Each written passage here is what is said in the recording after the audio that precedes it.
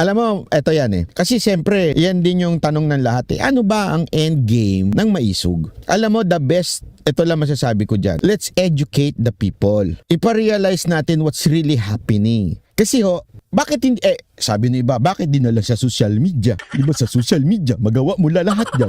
Mag-inarte, pwede ka na. Hindi. Balik tayo sa topic. Sa social media kasi, limited. Hindi ho lahat na nadadala yung sentimento at nararamdaman ng taong bayan. Kailangan pa rin talaga yan ang tinatawag na kailangan abutin natin yung mga kababayan natin sa ground. Hindi lang sa social media. Kasi sa social media, okay.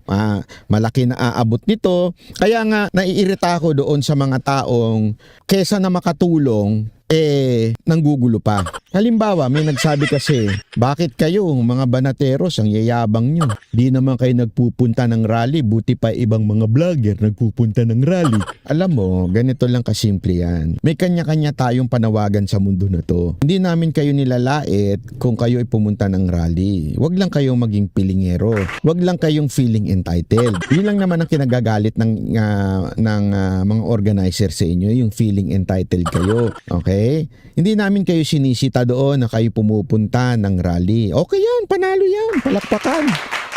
Hindi, totoo, okay yan, the best. Pero wag nyo na malalaitin porket ako nandito lang sa nagla-live lang. May kanya-kanya tayong trabaho, okay? Kung kami man ay nagla-live lang kasi meron po akong trabahong iba. Kung kayo, ang pinagkakwartahan nyo lang ay yung pagbablog, hindi po ako. Marami po akong negosyo. Meron po akong ibang mga hinahandle na bagay. Kailangan kong bigyan ng atensyon ng aking buhay, okay? Kesa na nakakatulong kayo, nakakagulo pa kayo sa bayan. Nakakagulo pa kayo sa maisog. So, wag sana. Pakiusap ko lang, okay? Pakiusap ko lang sa mga kumukontra pa dyan. Tapos, ginagatungan nyo pa yung mga followers ninyong tanga. Maawa naman kayo sa kanila. Tanga na nga sila. Gusto nyo pang gawin tanga. Wag nang ganun, ha? Kasi may kanya-kanya naman po tayo. Ngayon, importante na magkaroon ng maisog kasi nga po ang endgame ng maisog, ma-educate po ang lahat ng mga kababayan natin sa mga nangyayari sa gobyerno. Hindi kayang gawin lahat ng social media. Pero may kayang gawin ng social media na hindi naman kayang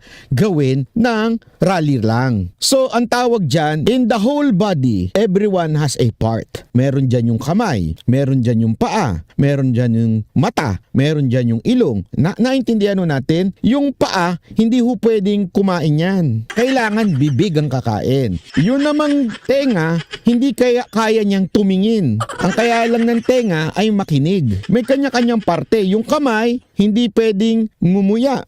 Ang kailangan diyang ngipin. Ang tawag dyan, bawat isa sa atin ay meron po tayong papel sa mundo na ito na ginagalawan. Meron tayong tinatawag na gift. Ito ang gift mo, concentrate on it. Ito ang gift mo, kaya nga nire-respeto natin ng lahat. Kung manlalait lang kayo, bakit kami nagpupunta, kayo hindi? Huwag kayong ganun, ha? Feeling nyo, kayo na naman ang sikat, kayo na naman ang magagaling, kayo na naman ang malulupit, wala namang problema. Huwag lang kayo manlait ng kapwa nyo.